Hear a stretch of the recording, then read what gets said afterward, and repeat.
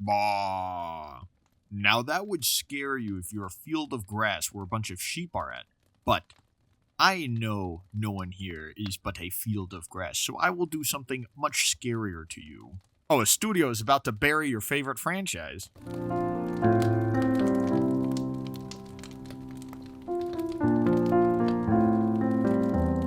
Narrated by Jesse Levine.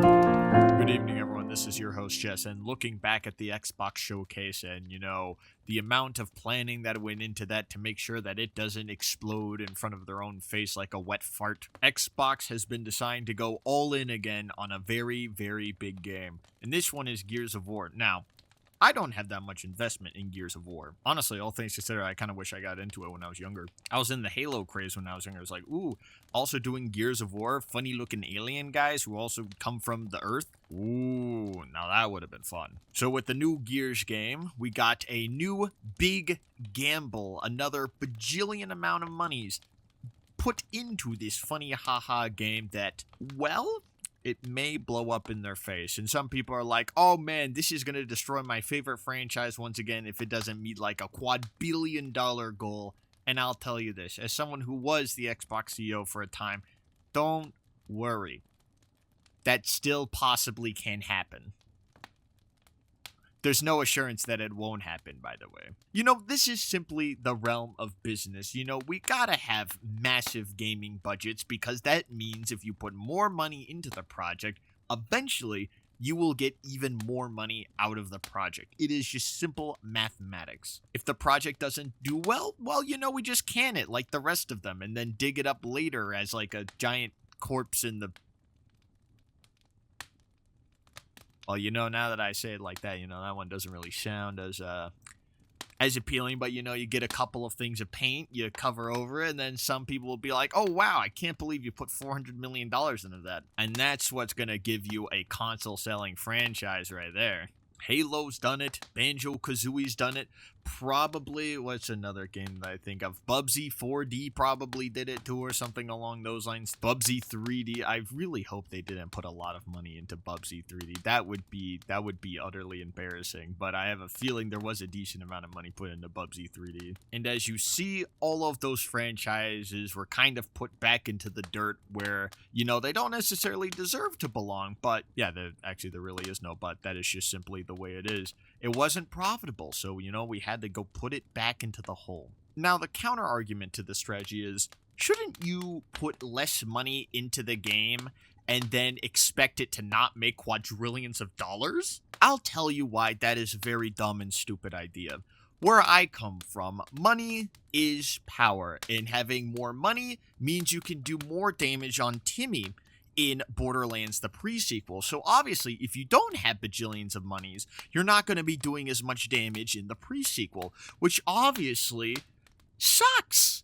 I love getting more money, and if you die, you also lose all of your money stacks as well. So obviously, I don't want these games that make money to fail because that means I get less money out of it. At the same time, if you lower the budget, set the expectations a little bit lower for the projected amount of dollars, make everything feel a little bit more grounded, then maybe it's not such a bad long-term plan. The expenditure that you have for it doesn't really come close to the amount of profit you would be making off of it. And that's a very sound and safe idea. Unfortunately, there's the things called we need more money and investors, and they always need more and more money. A safe strategy that doesn't have an imploded budget just doesn't make as much money, or should I say the potential to. Think of it almost like Kalshi betting. While yes, you could throw a lot of money away on something so stupid and easy to get wrong, and then be like, oh my gosh, where are my life savings now? I can't believe I've done this. But if you didn't, then you would have boatloads of cash lying around. Gambling has always been the secret to obtaining the most amount of money with the least amount of effort. And by dumping a bunch of money into, say, a casino, putting it on red, and then having it hit, Well, that franchise is not going to be dead anytime soon. In fact, it's going to get game after game after game after game after game. And not just that, everyone's happy. And then, most importantly, I'm happy because I got boatloads of money.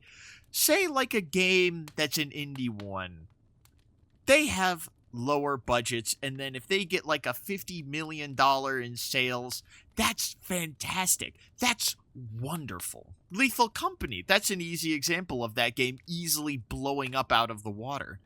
But 50 million is just such a low number in my honest opinion. It doesn't really ring like 500 million or $1 billion.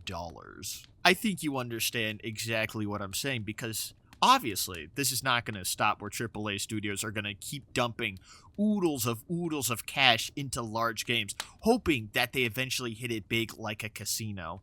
Concord, I mean, the amount of money they spent on that is quite laughable, but would you really be laughing if Concord blew up and was the next big thing? No. Well, yes, you are going to have games like Concord that just have a large button and just instantly go right into the dirt. When they have a large budget and hit, then suddenly it's not like that anymore. Suddenly, wow, so innovative. What a great idea. And oodles upon oodles of cash just flow in, making everything justified. And then, once you know that you have people hooked, then you start slashing the budget, obviously. You gotta spend money to make money. You have to have a high bar before lowering the bar. And then think about it like this. You have a high budget, and then a high profit, and then you start lowering the budget and still getting the high profit off of that impact from that first game. And it slowly goes lower and lower and lower while the profits still stay high, and as you slowly put less effort into these sequels. And then, boom. It's more money over a longer span of time if you manage to hit it. But obviously, if you don't hit it, it's a massive failure. And obviously, well, oops, that franchise you really love is dead. But this is to help you understand why it's important for games to really be like casinos in terms of like development cost, because that means I just make more money. That's always the answer, is I make more money. Like, I'm dumbfounded at sometimes how people think, like, oh, we just want a good game. And I'm like, well, does a good game always make bajillions of money? No.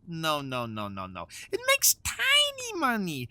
Tiny money. So only big game that gets big amount of money put into it gets big money. That's always how it's been. Like Hi-Fi Rush, did that make $20 billion? No! So obviously we had to get rid of that. And I think you understand more of why this format is the way it is, and why, even though it is risky, well, the business is risky. Business is very risky, but if you can get one successful hit off of a really big project, then it's all worth it. It really is just all worth it, and I hope I have imparted a little bit more knowledge on you, and to tell you that complaining about it is dumb and also stupid. And you're wrong. Bye-bye.